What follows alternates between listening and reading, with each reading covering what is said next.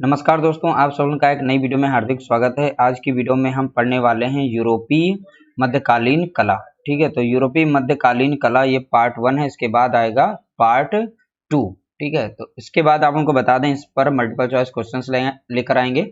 सबसे पहले हम पढ़ाना चाहते थे यूरोपीय मध्यकालीन कला की एक स्पेशल क्लास, और लेकिन हमने देखा कि इसमें कुछ क्वेश्चन जो हैं यानी कि वन लाइनर क्वेश्चन जो हैं काफ़ी ज़्यादा हैं, तो हमने सोचा क्यों ना हम 2 पार्ट में बना दें। ज़्यादा लंबी वीडियो हमारी अगर बनती है तो उसमें जो है डिजिटल प्रॉब्लम आ जाती है, हमारी वीडियो जो है फंस कर चलने लगती है। इसलिए हम पार्ट 1 और पार्ट 2 में इसको कवर करेंगे। हर एक वीडियो में आप लोगों को कम से कम 25 से 30 प्रश्न देखने को मिलेंगे। तो इसमें हम कवर करेंगे, देखिए, आरंभिक ईसाई और बाइजेंटाइन, रोमनस्क तथा गोथिल कला, इन सभी को कवर करेंगे। इनसे संबंधित जो है आप लोगों को इसमें वन लाइनर प्रश्न देखने को मिलेंगे।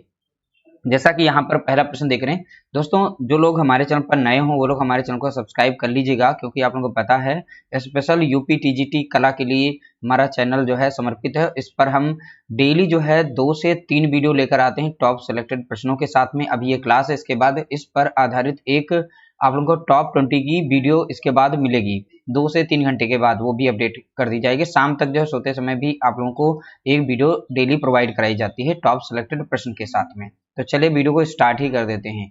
देखिए, कला में आकृतियों के चित्रण का निषेध किया गया है।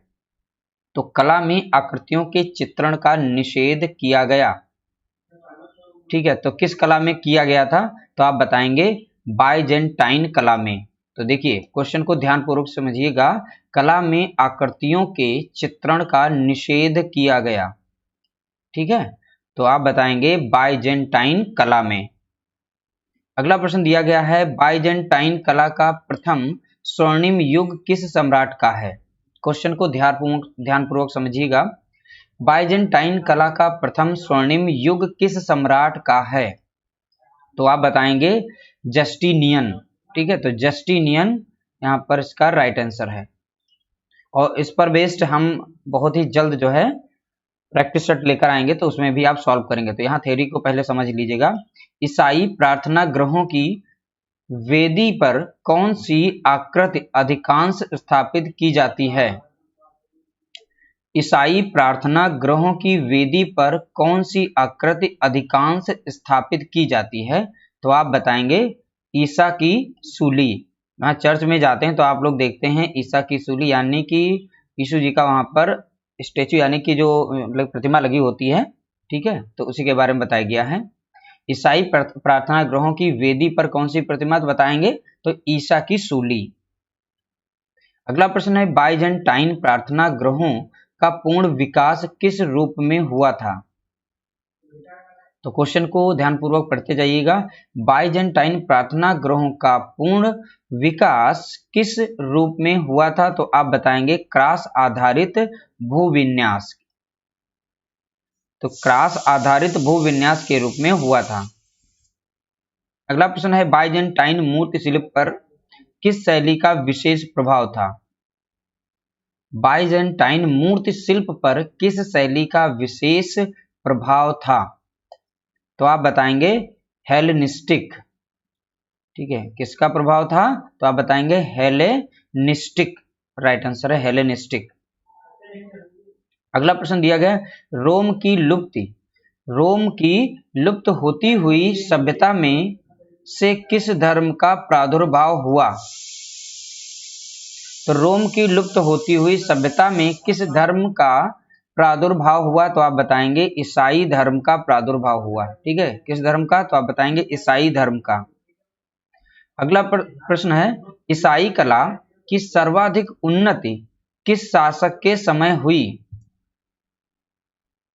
ईसाई कला की सर्वाधिक उन्नति किस शासक के समय हुई? देखिए, तो आप बताएंगे जस्टिनियन। तो जस्टिनियन शासक के समय पर ईसाई कला की सर्वाधिक उन्नति हुई थी। अगला प्रश्न है, किस शासक का नाम ईसाई धर्म से विशेष रूप से जुड़ा है? ठीक है, किस शासक का नाम ईसाई धर्म से विशेष रूप से जुड़ा है? तो आप बताएंगे कॉन्स्टेंटाइन। तो ये नाम याद रखिएगा, कांस्टेंटाइन, कांस्टेंटाइन, ठीक है, पढ़ लीजिएगा थोड़ा सा लैंग्वेज, और यहाँ पे जैसा बुक में लिखा था उस तरीके से लिखा गया है। अगला प्रश्न देखा, ईसाई कला में जीवात्मा का प्रतीक क्या है? तो ईसाई कला में जीवात्मा का प्रतीक क्या है, तो ये बताना है। ठीक है, तो प्रतीक है कपोत। प्रतीक क्या है? कपोत। तो ईसाई कला में जीवात्मा का प्रतीक क्या है, तो बताएंगे आप कपोत। अगला प्रश्न है, आरंभिक ईसाई कला के उदाहरण किस प्रकार के हैं? क्वेश्चन को ध्यान से पढ़िएगा। आरंभिक ईसाई कला के उदाहरण किस प्रकार के हैं, तो आप बताएंगे भूमिगत समाधि गृहों की दीवारों तथा शव पेटिकाओं के चित्रण के रूप में। एक बार और पढ़ लीजिएगा, भूमिगत समाधि गृहों की दीवारों तथा शव पेटिकाओं के चित्रण के रूप में। इस क्वेश्चन को समझ लीजिएगा क्योंकि इंपॉर्टेंट सभी क्वेश्चन हैं।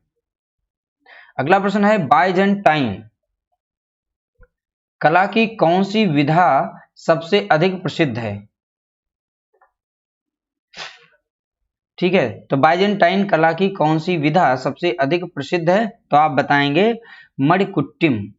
कौन सी विधा सबसे ज्यादा प्रसिद्ध है बाइजेंटाइन कला की कौन सी विधा, तो आप बताएंगे मणिकुट्टिम, मणिकुट्टिम। अगला प्रश्न है, बाइजेंटाइन युग में आकृति विरोधी शासक कौन था? तो बाइजेंटाइन युग में आकृति विरोधी शासक कौन था? इसका राइट आंसर है लियो तृतीय तथा याजिद द्वितीय। तो नाम थोड़ा अटपटे हैं बट ऐसे ही आएंगे, लियो तृतीय तथा याजिद द्वितीय राइट आंसर है। अगला प्रश्न, इस शासक ने बाइजेंटाइन चित्रकला और मूर्तिकला का बनाना रोक दिया।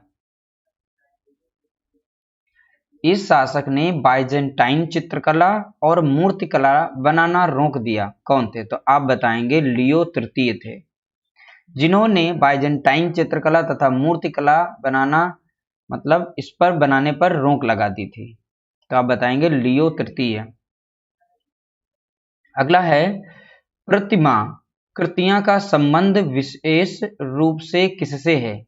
तो इनको ध्यान को पढ़िएगा क्वेश्चन को, प्रतिमा कृतियां का संबंध विशेष रूप से किससे है?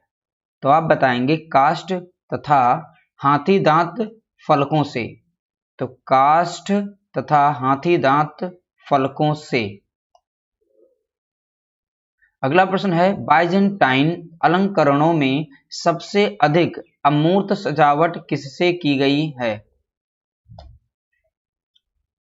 क्वेश्चन को एक बार रिपीट कर रहे हैं, बाइजेंटाइन अलंकरणों में सबसे अधिक अमूर्त सजावट किससे की गई है? तो आप बताएंगे कूफी लिपि से। तो कूफी लिपि से जो है अधिक सजावट की गई है। तो अगला प्रश्न है, ईसाई धर्म में मयूर किसका प्रतीक है? तो ईसाई धर्म में मयूर किसका प्रतीक है? तो आप बताएंगे ईसा मसीह के अमरत्व का प्रतीक है। किसके? तो आप बताएंगे ईसा मसीह के अमरत्व का प्रतीक है। तो मयूर किसका प्रतीक है? तो आप बताएंगे ईसा मसीह के अमरत्व का प्रतीक है। अगला प्रश्न है, कारोलिंजियन पुनरुत्थान किससे संबंधित है?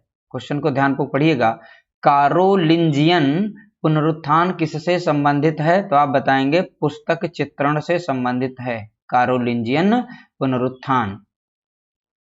ठीक है। अगला प्रश्न है, इटैलो क्रीटन शैली कहाँ उत्पन्न हुई थी? इटैलो क्रीटन शैली कहाँ उत्पन्न हुई थी? तो आप बताएंगे, देखिए इसमें क्रीट लगा हुआ, तो क्रीट से रिलेट करके आपको याद कर सकते हैं। तो क्रीट में हुई थी। तो इटैलो क्रीटन शैली कहाँ उत्पन्न हुई थी? तो आप बता देंगे क्रीट में हुई थी। अगला प्रश्न है, बाइजेंटाइन कला की विशेषता है। तो बाइजेंटाइन कला की विशेषता क्या है बताना है। तो मोज़ैक भित्ति चित्र। कैसे?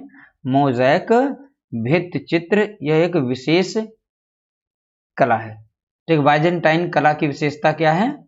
तो बताएंगे मोज़ैक भित्ति चित्र। अगला प्रश्न है, सेंट बसील का गिरजा कहाँ स्थित है? तो सेंट बसील का गिरजा कहाँ स्थित है? तो आप बताएंगे मास्को। अब मास्को कहाँ पड़ता है? रूस में। ठीक है, तो मास्को कहाँ पड़ेगा? रूस में। तो याद रखिएगा सेंट बसील का गिरजा कहाँ स्थित है? तो बताएंगे आप मास्को। मास्को कहाँ पर है? तो बताएंगे रूस में। अगला प्रश्न है बाइजेंटाइन कला में पीला रंग प्रतीक है। तो बाइजेंटाइन कला में पीला रंग किसका प्रतीक है? तो पीला रंग किसका प्रतीक है? तो आप बताएंगे स्वर्ग का प्रतीक है। ठीक है, तो बाइजेंटाइन कला में पीला रंग किसका प्रतीक है? तो आप बताएंगे स्वर्ग का प्रतीक है।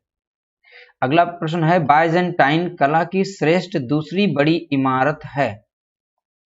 तो बाइजेंटाइन कला की श्रेष्ठ दूसरी बड़ी इमारत कौन सी है? तो आप बताएंगे हेगिया सोफिया गिरजा, इस्तांबुल। ठीक है, ये कहां पर है? तो इस्तांबुल में। ठीक, उसका नाम क्या है? हेगिया सोफिया गिरजा। ठीक है, तो बाइजेंटाइन कला की यह श्रेष्ठ दूसरी बड़ी इमारत है।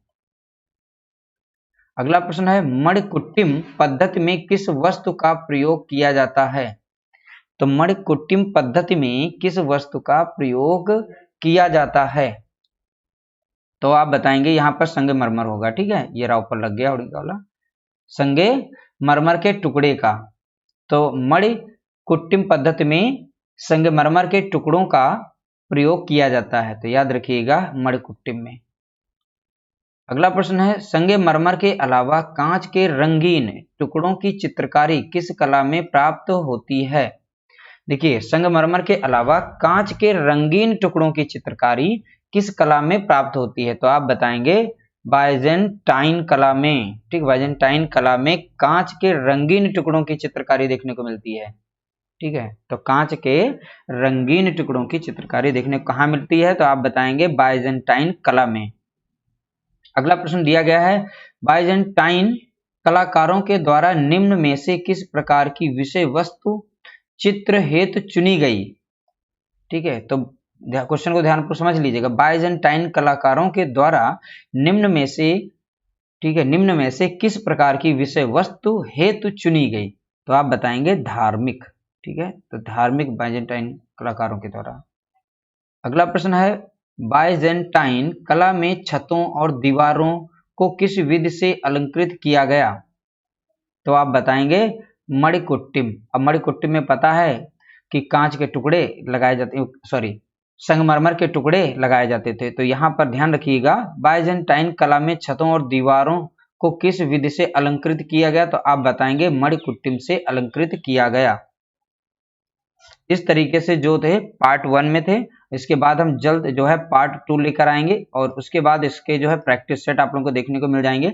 तो जितने भी हैं यूरोपीय कला के, ठीक है, तो सारे हम कवर करते हुए आप लोगों को लेकर आएंगे। अब पार्ट वाइज आप लोगों को नोट्स भी दिए जाएंगे, साथ ही साथ उनके प्रैक्टिस सेट भी दिए जाएंगे, सॉल्व करेंगे। इससे पहले थ्योरी को पढ़िएगा, उसके बाद जो है प्रैक्टिस सेट को लगाइएगा। बहुत ही आसानी से आप जो है उन प्रश्नों को अटेंड कर पाएंगे, अपना स्कोर भी चेक कर पाएंगे। उम्मीद करते हैं आप लोगों को सेशन हमारा अच्छा लगा होगा। सेशन अच्छा लगा हो तो वीडियो को लाइक करें, शेयर करें। चैनल पर नए हो तो चैनल को सब्सक्राइब जरूर कर लीजिएगा।